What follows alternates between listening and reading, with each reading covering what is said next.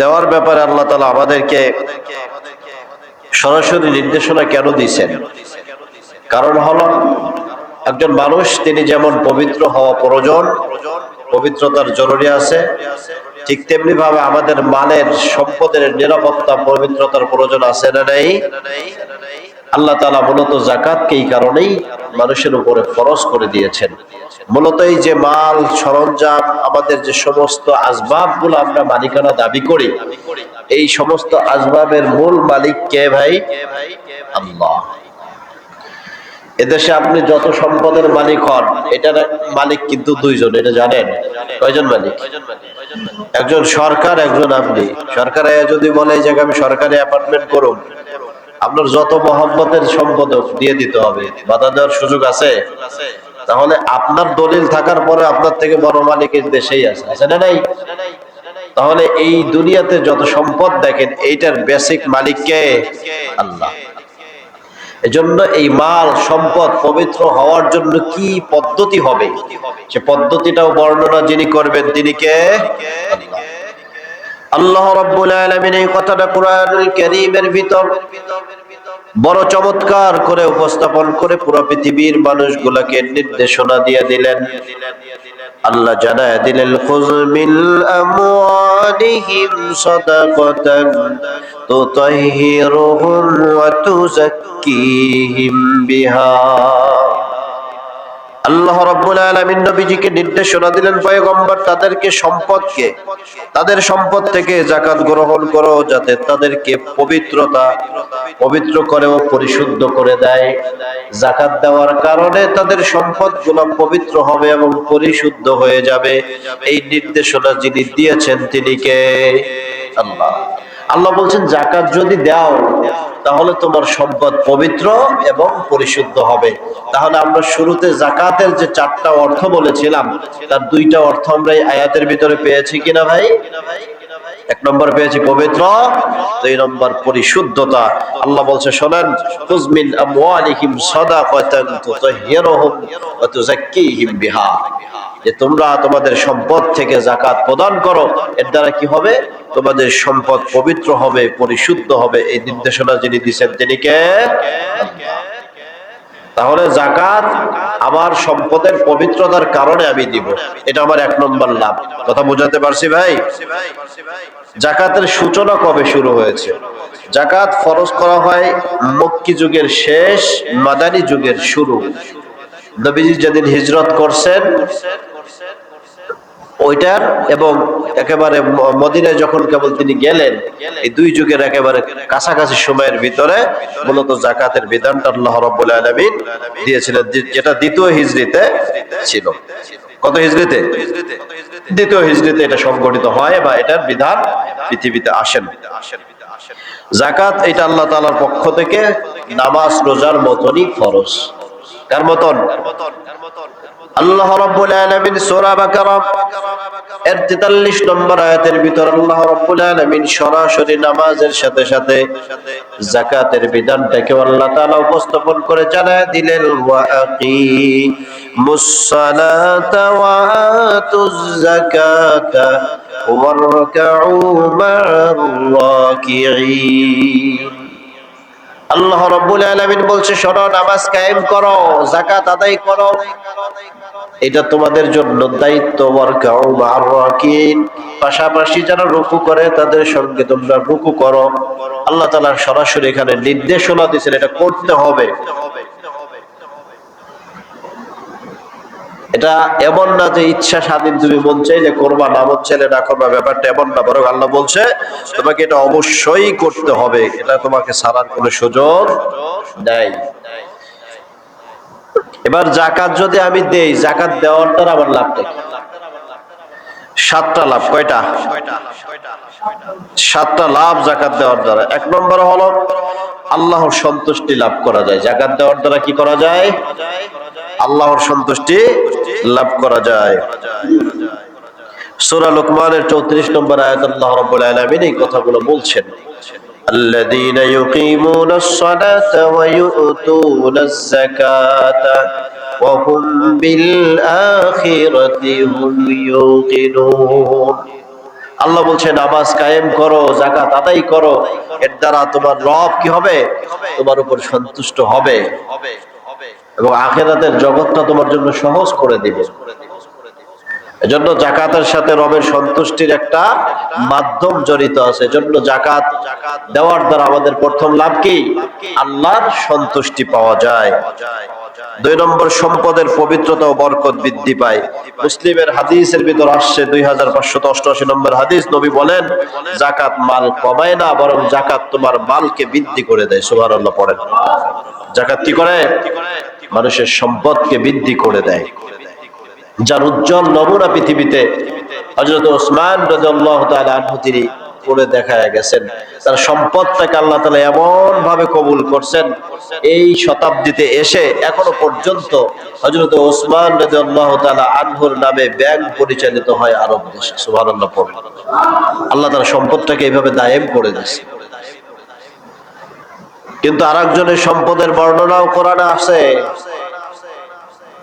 তিনি যাকাত আদায় করেন নাই, যাকাতকে অস্বীকার করেছিলেন, কৃপণতা দেখাইছিলেন। আল্লাহ তাআলা তার সম্পদটাকে এমন ভাবে দুনিয়া থেকে নিশ্চিহ্ন করে দিয়েছেন, ঘৃণার সাথে মানুষ যুগে যুগে তাকে স্মরণ করে। ঠিক কিনা জোরে কোন? তাহলে আমরা যাকাত আদায়কারী হব না যাকাত অস্বীকারী হব? আল্লাহ কবুল করুক, আমিন বলেন। যাকাত দিলে কি হয়? 2 নম্বর লাভ কি ভাই? আবার সম্পদ বৃদ্ধি পাবে। এই গ্যারান্টার কে? আল্লাহ। বলছেন কি রে? নবী। আর নবী কোনো কথা নিজের থেকে রচনা করে বলেন? আল্লাহ বলছেন নবীজির ব্যাপারে, নবীজির কথাগুলো কেমন জানো নাকি? আল্লাহ রাব্বুল আলামিন জানায় দিয়েছেন, মা ইয়ানতিকু আনিল হাওয়া ইন হুয়া ইল্লা ওয়াহয়ুন ইউহা। আমার নবী নিজের রচিত কোনো কথা বলেন না, যতটুকু আল্লাহ ওহী করেন ততটুকুই তিনি বলেন। সুবহানাল্লাহ, জোরে আওয়াজ করে বলেন। যদি নিজের রচিত কোনো কথা নবী বলতেন, তার ব্যাপারে আল্লাহ তাআলার বড় হুমকি আল্লাহ রাব্বুল আলামিন কোরআনুল কারীমের ভিতর আরো চমৎকার করে উপস্থাপন করেছেন। আল্লাহর নবীকে বলেন, ওয়ালাউ তাকাওয়ালা আলাইনা বা'দাল আকাবিল। নবীজি যদি নিজের রচিত কোনো কথা নিজের মন মতন চাপায়া দেওয়ার চেষ্টা করতো উম্মতের উপরে, কি করতো? আল্লাহ বলছে লাকাতা'না মিনহুল ওয়াতিন। আল্লাহ তার কণ্ঠনালীটাকে কেটে ফেলতো। আল্লাহু আকবার বলেন। এটা নবীজিকে নির্দেশনা, নবীজিকে আল্লাহ তাআলা জানায় দিয়েছে মন রচিত কোনো কথা বলা যাবে না। সেই নবী বলছে তুমি যদি যাকাত দাও তাহলে তোমার সম্পদের বৃদ্ধি করার দায়িত্বটা স্বয়ং আল্লাহ নিজে নিয়ে নেন। সুবহানাল্লাহ। এটা 2 নম্বর। 3 নম্বর লাভ কি? গুনাহ মাফের উপায়। যাকাত দেওয়ার মাধ্যমে উম্মতের বান্দার গুনাহ মাফ হয়, এই গ্যারান্টারও আমার আল্লাহ নিজে হয়েছে। সুবহানাল্লাহ পড়ে। 4 নম্বর, দরিদ্রের সাহায্য করার সওয়াব আল্লাহ তাআলা দেন। যাকাত আমরা কাদেরকে দেই? বড় লোককে না গরিবকে দিতে হয়? গরিবকে দিতে হয়। তাতে কি হয়? একজন অসহায় মানুষকে আপনি, সম্বলহীন মানুষকে সম্বলের মালিক বানাইলেন, এর দ্বারা আপনি দানের সওয়াবও পাইলেন, আপনার মালের পবিত্রতাও পাইলেন। সুবহানাল্লাহ পড়েন। 4 নম্বর লাভ। 5 নম্বর, হৃদয়কে লোভ ও কার্পণ্যতা মুক্ত করে দেন আল্লাহ তাআলা। যাকাত যদি কোনো ব্যক্তি আদায় করে, ওই ব্যক্তির হৃদয় থেকে লোভকে আল্লাহ দূরে সরায় দেয়, কৃপণতাকে দূরে সরায় দেয়। যারা যাকাত দিতে পারে না এরা কি কৃপণ না দানশীল? এটা বুঝতে হবে। আপনি যে দিতে পারতেছে ওই ব্যক্তিটাকে অবশ্যই আল্লাহ তাআলা, একজন দানশীল মানুষ তার হৃদয় থেকে কৃপণতাটাকে বের করে নিছেন বিদায় তিনি দিতে পারেন। এটা সবাই পারে না।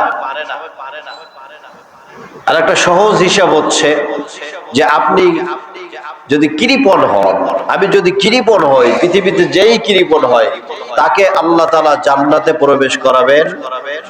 কোন কৃপণের জন্য আল্লাহ জান্নাত বানান নাই।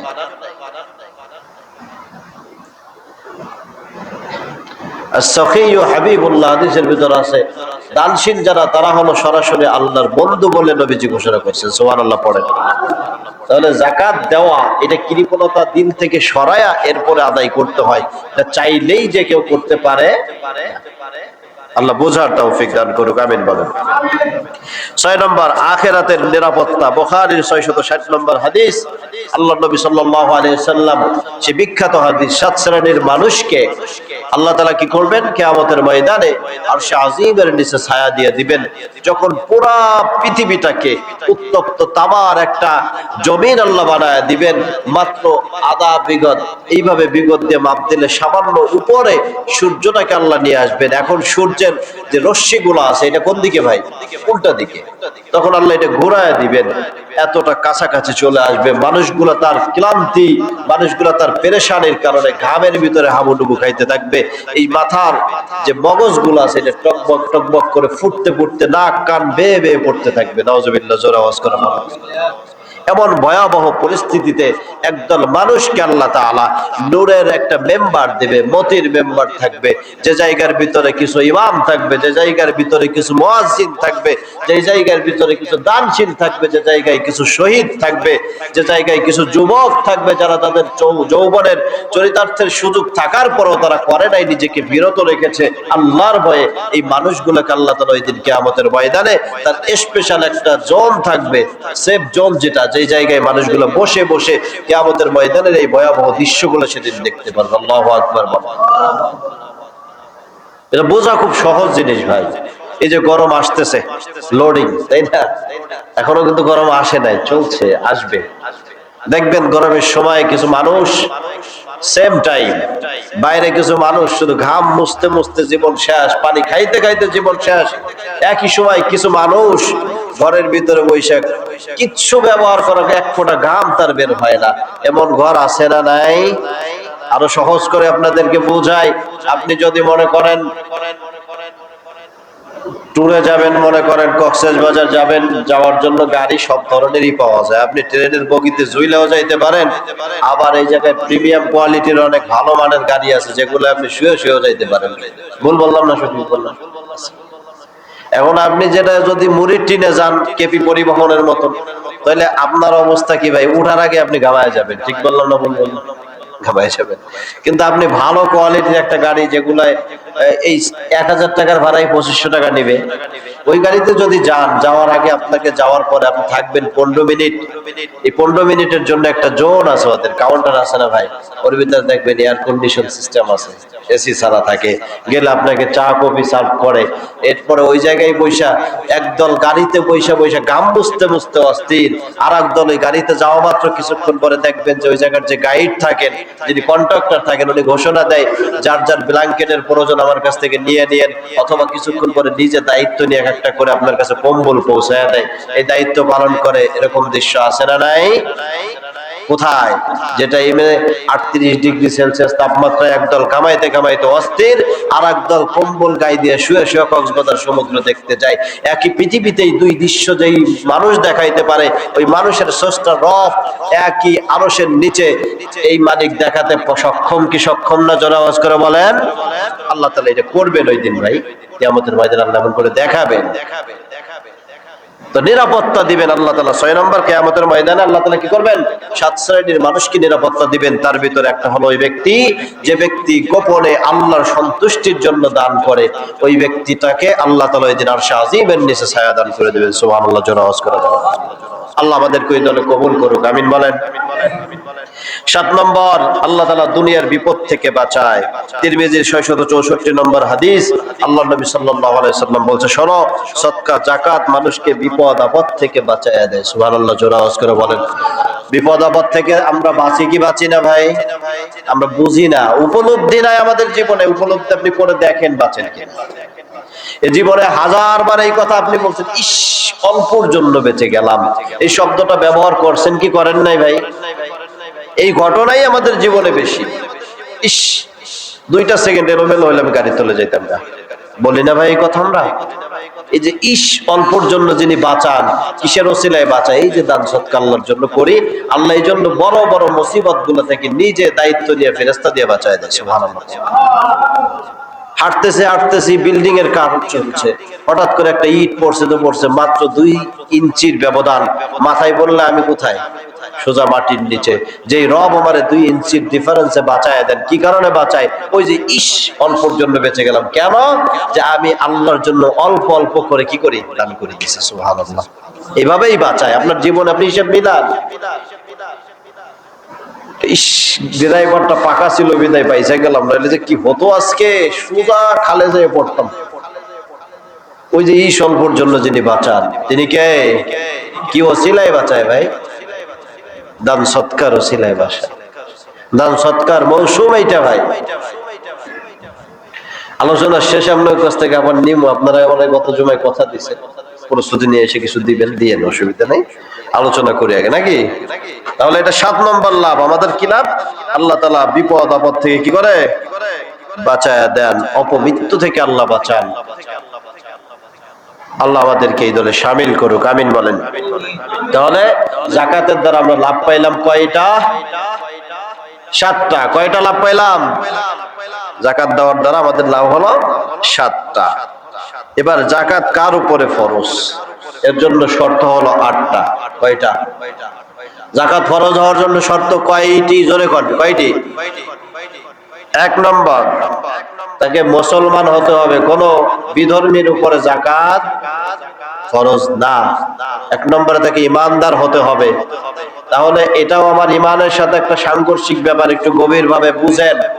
যে ব্যক্তির উপরে যাকাত ফরজ হওয়ার পরে যাকাত দিতে চায় না, সে মুখ দিয়ে যতই বড় ইমানদার দাবি করুক না কেন, বাস্তবতায় তিনি একজন ইমানদার এখনো হতে পারেন। 1 নম্বর শর্ত এইটা, যিনি যাকাত দিবেন তাকে কি হতে হবে? মুসলিম হতে হবে, মুমিন হতে হবে, আত্মসমর্পণকারী হতে হবে। 2 নম্বর শর্ত হচ্ছে প্রাপ্ত বয়স্ক হতে হবে। কি হতে হবে? তাকে অ্যাডাল্ট হতে হবে। 3 নম্বর, তাকে মুক্ত হতে হবে, দাস হলে হবে না। গোলামের উপর যাকাত কিনা ফরজ হয় না। 4 নম্বর, নিসাব পরিমাণ সম্পদের মালিক হতে হবে। স্বর্ণ 7.5 ভরি, অর্থাৎ 87.48 গ্রাম স্বর্ণের মালিক যিনি, তার উপরে কি যাকাত ওয়াজিব।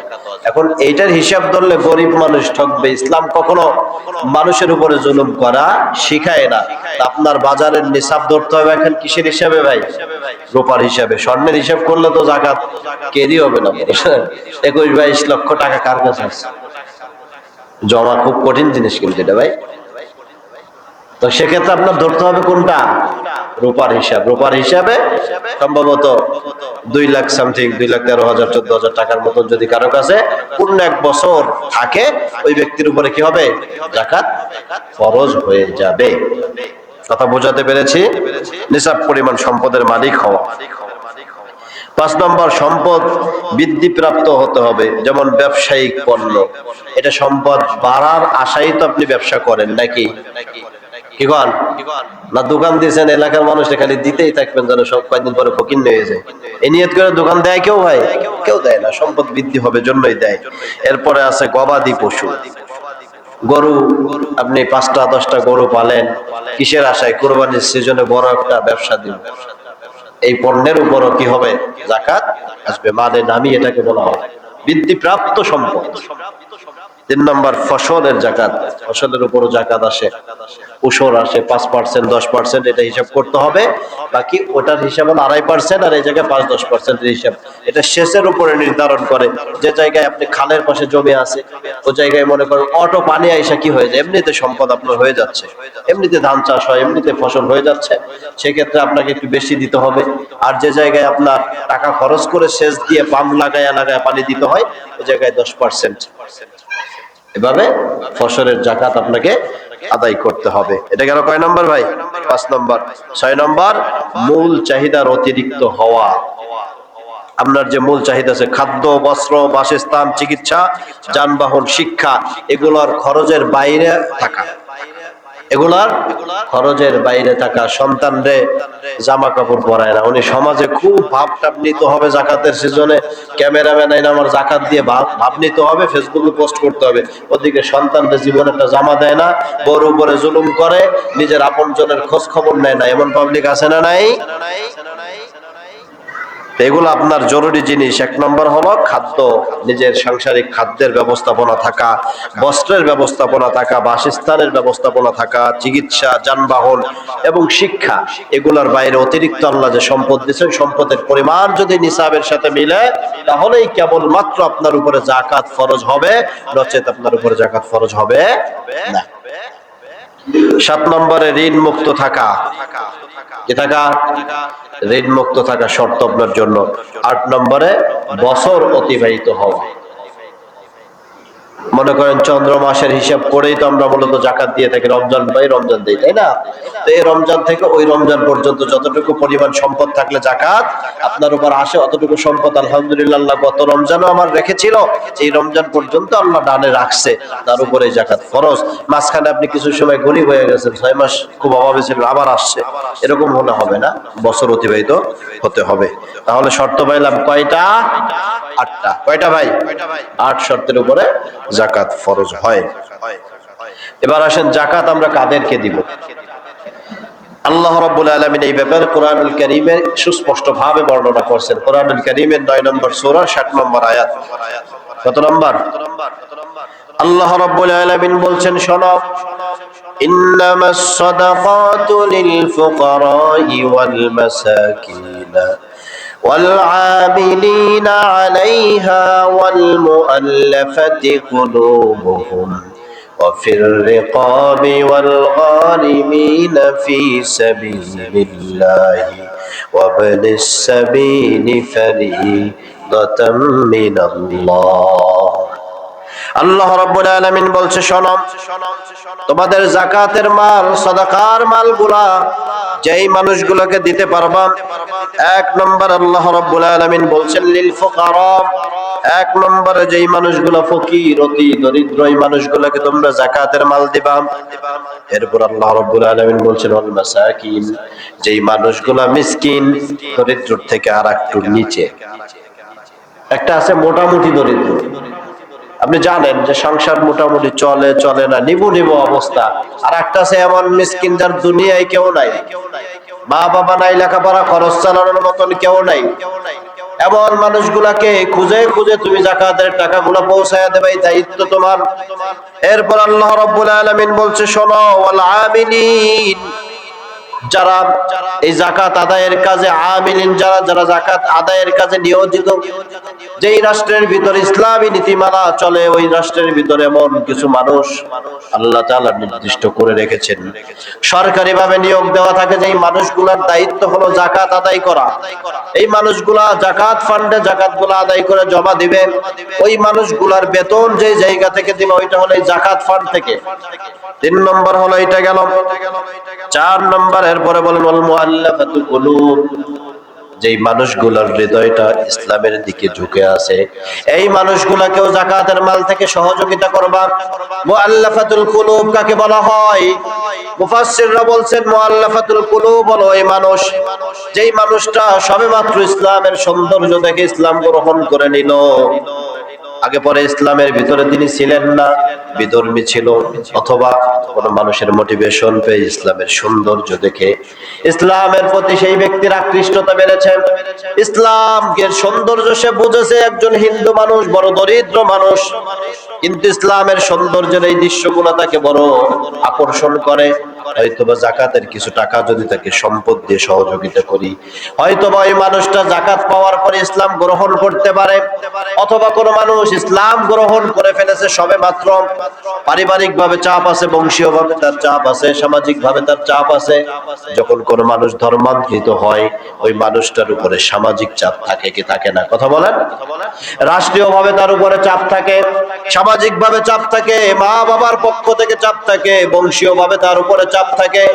ওই মানুষগুলাকে ওই সময় আপনাকে সাহায্য করা জরুরি। এই দলটার নাম হলো মুআল্লাফাতুল কুলুব, যেই মানুষগুলোর হৃদয়টা ইসলামের দিকে আকৃষ্ট ঝুঁকে আছে। আল্লাহ বলেন ওই মানুষগুলোকেও যাকাত থেকে কিছু সহযোগিতা তুমি করে দেবা, এইটা তোমার জন্য যিনি দায়িত্ব করে দিয়েছেন তিনি কে? আল্লাহ তাআলা এই দায়িত্ব আমার জন্য করে দিয়েছে। এরপরে বলছে শোনো, অফির রিকাব, যেই ব্যক্তিটা গোলামের জিনজিরে আবদ্ধ এই মানুষগুলোকে আপনি মুক্ত করে দিবেন, এই খাতে আপনি যাকাতের টাকা ব্যবহার করবেন। এখনের যুগে তো আর গোলামির কোন সিস্টেম নাই, আসেনি ভাই? গোলামির সিস্টেম নাই, কিন্তু একজন মানুষ টাকার বেড়াজালে পড়ে জেলখানায় বছরের পর বছর অন্যায় ভাবে জুলুমের শিকার হয়ে আছে, এমন অনেক মানুষ আছে না নাই? আপনি জানেন, কিন্তু তার পেছনে কোনো মানুষ নাই 5টা টাকা খরচ করে তাকে মুক্ত করবে। যদি আপনি জানেন নিশ্চিত সেই ব্যক্তিটা মাজলুম, তাকে সহযোগিতা করা। কিন্তু একজন ইয়াবা খায় এই জন্য তারে পুলিশ দিয়েছে, সে কি মাজলুম না জালেম? জালেম। ওরে ছাড়াইলে আপনার গুনাহ হবে। একজন রাস্তায় দাঁড়ায় ইফটিজিং করে, একজন ডেলি ডেলি চুরি করে, একজন মানুষ হত্যা করে গেছে, তার আগে পিছনে কিচ্ছু নাই। ওই যে কত বছর সাংবাদিক তুহিনরে হত্যা করলো, কেটু বিচার, আর ওরা যদি কেউ ছাড়াইতে চান, এটা কি ওর উপরে সহানুভূতি হলো না ওর উপরে আরো জুলুম করার সহযোগিতা হলো? ভাই, জুলুম করার সহযোগিতা। আপনাকে এটা বুঝতে হবে কে মাজলুম, কে জুলুমের শিকার হচ্ছে, তার জন্য খরচ করা। এরপরে বলছে ওয়াল গারিমিনা ফি সাবিলিল্লাহি ওয়া বিনিস সাবিল। এরপরে আল্লাহ রাব্বুল আলামিন বলছেন যেই ব্যক্তিটা ঋণগ্রস্ত আছে, ঋণ পরিশোধ করতে পারে না, ঋণের কারণে তার মেয়েটা বিবাহ দিতে পারে না, আপনার সামান্য সহযোগিতায় ওই মানুষটা ঋণ পরিশোধ করলে সামাজিকভাবে সে সুন্দরভাবে চলতে পারে, তার কন্যা দায়গ্রস্ততা থেকে সে মুক্তি পায়, মেয়েটাকে বিবাহ দিতে পারে, অথবা সন্তানটাকে একটু পড়ানোর জন্য সুযোগ সে পায়, অথবা সামাজিকভাবে যে সে হেয় হচ্ছে, মানুষের কাছে ছোট হয়, এই জায়গা থেকে সে বের হতে পারে। এই মানুষগুলোকেও যাকাতের মাল থেকে সহযোগিতা করার বিধান যিনি দিয়েছেন তিনি কে? আল্লাহ তাআলা বিধান দিয়েছেন। এরপরে বলছে ফি সাবিলিল্লাহ, যেই ব্যক্তি আল্লাহর দ্বীনের পতাকাকে আল্লাহর জমিনে উঁচু করার জন্য মুজাহিদ ফি সাবিলিল্লাহ, যেই মানুষগুলা আল্লাহর রাস্তায় সশরীরে জিহাদের ময়দানে অবতীর্ণ হয়েছে, ওই মানুষগুলাকেও যাকাতের মাল থেকে সহযোগিতা করবেন, এটাই কোনো সমস্যা নাই, এরাও যাকাত নিতে পারবে। এরপরে বলছে ওয়াবনুস সাবিল, মুসাফির, এমন অনেক মানুষ এই কালিয়াকর বাজারে তাকাইলেই দেখবেন মাঝে মাঝে এসে বলে ভাই 5 দিন ধরে আসছি, কাজ পাই না, দেশের বাড়িতে যাব। বাস্তবতা আল্লাহ ভালো জানেন, অধিকাংশই বাটপার হয়ে থাকে, তবে 2-4 জন হতেও পারে। বাস্তবতাটা বোঝার চেষ্টা করে ওই মানুষগুলোকে আপনি সহযোগিতা করা, অথবা কিছু মানুষ তবলিগে বের হইছে, আসার পরে টাকার অভাবে যাইতে পারতেছে না, এরকম হয় না ভাই অনেক সময়, তাকেও আপনি যাকাত থেকে সহযোগিতা করতে পারেন। অথবা একজন ভিনদেশী মানুষ, এই যে কিছুদিন আগে আমরা দেখেছিলাম ইরান থেকে এক ভদ্রলোক বাংলাদেশে আসছে, আসার পরে ছিনতাইয়ের শিকার, এখন যে সে দেশে ফিরে যাবে এই অবস্থাটাও তার নাই, তিনি বড়মানা আসছেন। এই মানুষকেও যাকাতের মাল থেকে সহযোগিতা করার বিধান কে বলছেন? আল্লাহ বলছে ওয়াবনুস সাবিল, এই যে ভ্রমণরত যেই মানুষগুলা, এই মানুষগুলোকেও যাকাত থেকে দেওয়া যাবে, এটাই কোনো কি নাই, সমস্যা নাই। তাহলে যাকাত দেওয়া যাবে কয় শ্রেণীর মানুষকে? 8 শ্রেণীর মানুষকে। কয় শ্রেণী? 1 নম্বর যেই শ্রেণীর মানুষ তারা হলো ফকির, অতি দরিদ্র। 2 নম্বর মিসকিন। 3 নম্বর যারা যাকাত ফান্ড কালেক্ট করে।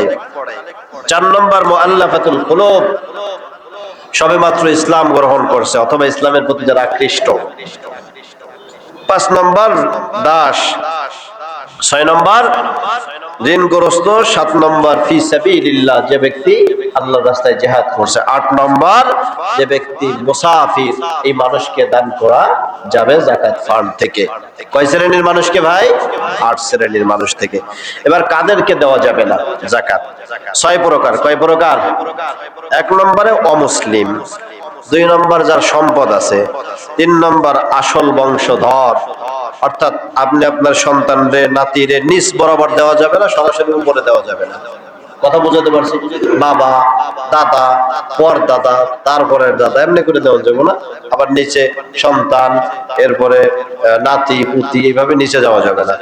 শাখা পোশাখায় কি করা যাবে? দেওয়া যাবে, ডানে বামে দেওয়া যাবে। আপনার একটা ভাই দরিদ্র আছে, তাকে জাকাত বলে দিলে তিনি মাইন্ড করবেন? তারা কি করা, কিছু টাকা দিয়ে, বা এটা তোমাকে হাদিয়া দিলাম, তোমার সন্তানরা একটা জামা কিনে দিও আমার ভাতিজারে, অথবা আমাদের বাড়ির ছোট বউ বা বড় বউ তারা একটা শাড়ি কিনে দিও, এজন্য আমি দিলাম। জাকাত বললে আবার মাইন্ড করতে পারে, তো তাকে এইভাবে হাদিয়া বলেও দেওয়া যাবে, মনে মনে নিয়ত থাকা। আল্লাহ তাআলা জাকাত আদায় করে নেবেন ইনশাআল্লাহ। কথা বোঝাতে পারছি ভাই? এরপরে 4 নম্বর, স্বামী তার স্ত্রীকে দিতে পারবে না, স্ত্রী তার স্বামীকে দিতে পারবে না। 5 নম্বর, বনি হাশেম এবং বনি মুত্তালিব গোত্রের কোন মানুষকে জাকাত দেওয়া যাবে না। এরপরে সবশেষ, নামাজ বা ইসলামের বিধানকে যে ব্যক্তি অস্বীকার করে এই ব্যক্তিকেও জাকাত দেওয়া যাবে। কত ফকির এমন আছে নামাজ প্রত্যেকদিন পড়া লাগে না, মনের কিবলায় জীবনে একবার পড়তে হয় নামাজ, এই কপাল ভরারে জাকাত দেওয়া যাবে? কতক্ষণ ওকে নামাজ স্বীকার করলো না অস্বীকার করলো, এরও জাকাত দেওয়া যাবে? আল্লাহ বোঝার তৌফিক দান করুক, আমিন বলেন। কয় শ্রেণীর মানুষকে জাকাত দেওয়া যাবে না? 6 শ্রেণীর মানুষকে। এখন জাকাত কাকে দিলে বেশি সওয়াব হয়? নিকটাত্মীয়কে। কিন্তু আমরা নিকটাত্মীয়রে জাকাত দিতে চাই না, দিলে তো আমার সুনাম কইব না। বাইরের একজন কইলে কি রে কই পাইলি জাকাত? অমুক এলাকায় গেছিলাম, অমুক দিছে, আলাদা একটা আমার প্রচার হয়ে গেল, আগামীতে নির্বাচনের সুবিধা। এটা জাকাতের সিস্টেম না। আপনার প্রতিবেশী যে আছে, আপনার আত্মীয় স্বজনের ভিতরে যে আছে, তাকে জাকাতের টাকা দিয়ে দেন। জাকাতের সিস্টেম কি? আপনি তাকে অর্থ, এমন একটা অর্থ দেন যে পরবর্তী বছর পর্যন্ত যেন কিছু একটা করে ওই ব্যক্তি যেন জাকাত মুক্ত হতে পারে। কিন্তু আমাদের বিধান হয়ে গেছে এমন, শাড়ি আর লুঙ্গিতে আমরা মোটামুটি শেষ। এই যে আপনি এখন যাবেন বাইতুল মুকাররমে, বঙ্গবাজারে যাবেন, গেলেই দেখবেন যে এখানে জাকাতের মাল পাওয়া যায়, বড় বড় অক্ষরে লেখা। তার মানে এটা নিম্ন শ্রেণীর যত লেভেল হতে পারে তার থেকেও 50 শ্রেণীর কাপড় আছে না নাই? এটা এনে আপনি ফ্যাশন করে করে জাকাত দিলেন, এ জাকাত নয়। বরং জাকাত আপনাকে কি করতে হবে? একজন অভাবীর অভাবকে দূর করে দেওয়ার চেষ্টা করা, একজন মানুষ ঈদ খরচ চালাতে পারছে না, তাকে ঈদ খরচটা দিয়ে দেওয়া, এইভাবে জাকাত আদায় করতে হবে। আল্লাহ বুঝার তৌফিক দান করুক, আমিন বলেন। এই যে একটা স্লোগান রিসেন্ট, আমাদের এক আলেম, আমাদের এক ভাই, তিনি একটা ফেসবুকে পোস্ট করছে, দেখছেন যে কওমি মাদ্রাসায় জাকাত দেওয়া যাবে না। এটা নিয়ে খুব ধাক্কাধাক্কি চলতেছে। বরং তিরমিজির বর্ণনায় 658 নম্বর হাদিসের ভিতর আসছে, কোন ব্যক্তি যদি মাদ্রাসায় দান করে তার সওয়াব হবে 2টা। কয়টা? আবার ওই ভাইয়ের হয়তো বা পড়ালেখা নাই অথবা জানা নাই, না জানলেও যদি বলে থাকে হিংসার কারণে বলছে। আল্লাহ তাআলা তার দিলটাকে হিংসামুক্ত করে দেখ, আমিন বলেন। নাই আল্লাহ হিদায়াত দান করুক, আমিন কোন। 2টা সওয়াব। 1 নম্বর হলো আপনি দিন শিখার কাজে সহযোগিতা করলেন, 2 নম্বর একজন দরিদ্র মিসকিনের সহযোগিতা করলেন, এই ডবল সওয়াব আল্লাহ আপনার আমলনামায় দান করে দিবে। সুবহানাল্লাহ পড়েন। জাকাত কোথায় দিবেন ভাই? মাদ্রাসায় দিবেন। ঠিক আছে তো ইনশাআল্লাহ? দরিদ্র ছাত্রগুলোকে খুঁজে খুঁজে দিয়ে দিবেন। হ্যাঁ, তবে জাকাত দেওয়ার সিস্টেম হলো জাকাতের মালিক একজনকে বানায়া দেওয়া। আপনি যাই দিয়ে দিলেন, হুজুর এই 20,000 আপনাদের দিলাম মাদ্রাসায় জাকাত পাবে। হুজুর আল্লাহর নাম নিয়ে চিন্তা করলো, এই বছর যেহেতু হুজুর মোটামুটি বেতন বাকি পড়ছে, এই বেতন কভার দিয়ে এরপরে বোনাসও কিছু দিতে হবে না, হবে না। জাকাত ব্যক্তিকে মালিক বানায় দিতে হয়। হুজুর যদি জাকাত খাওয়ার অধিকার রাখে সে নিতে পারবে, না পারলে হুজুরের জন্য জায়েজ নেই। কথা বুঝাতে পারছি ভাই? আল্লাহ বোঝার তৌফিক দান করুক, আমিন বলেন। জাকাত যদি না দেন শাস্তি কি? সূরা তাওবা 9 নম্বর সূরা 34 নম্বর আয়াত আল্লাহ বলছেন, আল্লাযীনা ইয়াকনিজুনা যাহাবা ওয়াল ফিদ্দাতা ওয়া লা ইউনফিকুনা ফি সাবিলিল্লাহি ফাবাশশিরহুম বিআযাবিন আলীম। আল্লাহ বলছে যে ব্যক্তি কানজ শব্দের ব্যাখ্যা তাফসীর ইবনে কাসিরের ভিতর বলছে ওই সম্পদকেই কানজ বলা হয় যে সম্পদটা আল্লাহ তাআলা তার উপরে যাকাত অবতীর্ণ করার পরে সে কি করে? জমা রাখে। যাকাত তার উপর আসছে কিন্তু সে যাকাত দেয় না, ওটাকে বলা হয় কানজ। তাফসীরে তাবারির ভিতর বলছেন যে সম্পদ তার কাছে আছে, না দেওয়ার পরে যেই ব্যক্তিকে স্পেশালি শাস্তিটা দেওয়া হবে ওইটা হলো এই যাকাত কেন্দ্রিক যে শাস্তিটার ঘোষণা আসছে, ওটাকে বলা হয় কানজ। তো শাস্তিটা কেমন করে হবে আল্লাহ তাআলা এই আয়াতেরই শেষ অংশে গিয়ে বলছেন, ইয়াউমা ইউহমা আলাইহা ফি নারি জাহান্নাম ফাতুকওয়া বিহা জিবাহুহুম ওয়া জুনুবুহুম ওয়া যুহুরুহুম হাযা মা কানাসতুম লিআনফুসিকুম। আল্লাহ রাব্বুল আলামিন বলছে, শোনো, তাকে শাস্তি দিবে কেমনে জানো? ওই সম্পদগুলোকে আল্লাহ তাআলা রূপা এবং স্বর্ণগুলোকে জমা করে উত্তপ্ত আগুনে এটা তাপ দিবে। তাপ দেওয়ার পরে তার কপালে, এই পার্শ্বদেশে, পিঠে আল্লাহ তাআলা ওইটা দিয়ে দাগ দিয়ে দিবে। তাফসীরে তাবারির ভিতর আসছে, এই দাগগুলা দেখে মানুষ বুঝবে এরা জমিনের ভিতর ওই মানুষ যারা যাকাতকে অস্বীকার করত অথবা যাকাত দুনিয়ায় দিত না। নাউজুবিল্লাহ। জোরে আওয়াজ করে বলেন আল্লাহ তাআলা আমাদেরকে এই দল থেকে হেফাজত করুক, আমিন। জোরে আওয়াজ করে বলেন। না দেওয়ার দ্বারা আমাদের ক্ষতি কি, পরিণতি কি? এক নম্বরে আল্লাহর গজব জমিনে আসে, ভূমিকম্প বর্তমানে আমাদের প্রত্যেক মাসে এক একটা সারপ্রাইজ দেয়, ঠিক না ভাই? ছোট হোক বড় হোক হচ্ছে। এই গজব গুলা কেন আসে? আপনি সামাজিক ভাবে দেখেন, জাকাতের আমল নাই। দুই নম্বর, সম্পদের বরকত কমে যায়। অনেক টাকা মানুষের এখন ইনকাম সোর্স বাড়ছে, কিন্তু পরিবারের ভিতরে হাই হতাশের শেষ নাই। ঠিক বললাম না ভুল বললাম? কি কারণে? জাকাতের বিধান সঠিকভাবে আদায় হয় না, বরকত শূন্য হয়ে গেছে। তিন নম্বর, আপনাকে কি করতে হবে? জীবনের অভাব অনটন দূর হবে না। চার নম্বর, আখিরাতে কঠিন শাস্তি। পাঁচ নম্বরে, সমাজে দরিদ্র ধনীর বৈষম্য কোনোদিনও এটা সরবে না। বরং জাকাতের বিধান আল্লাহ তাআলা বর্ণনা করতে গিয়ে বলছেন, আল্লাযীনা ইউকিমুনাস সালাহ ওয়া ইউতুনাজ যাকাত। নামাজ এবং জাকাতকে আল্লাহ তাআলা একসাথে বর্ণনা যত জায়গায় কোরআনে করছেন, সব জায়গায় নামাজ এবং জাকাতকে একসাথে করছে। কেন? যে নামাজের ভিতরে কোনো বৈষম্যতা থাকে না। যে ব্যক্তি মসজিদের সভাপতি, তার পাশে একজন দিনমজুর দাঁড়াতে পারে। যে ব্যক্তি দেশের প্রেসিডেন্ট, তার পাশে একজন দিনমজুর নামাজে দাঁড়াতে পারে। কোনো ভেদাভেদ থাকে না।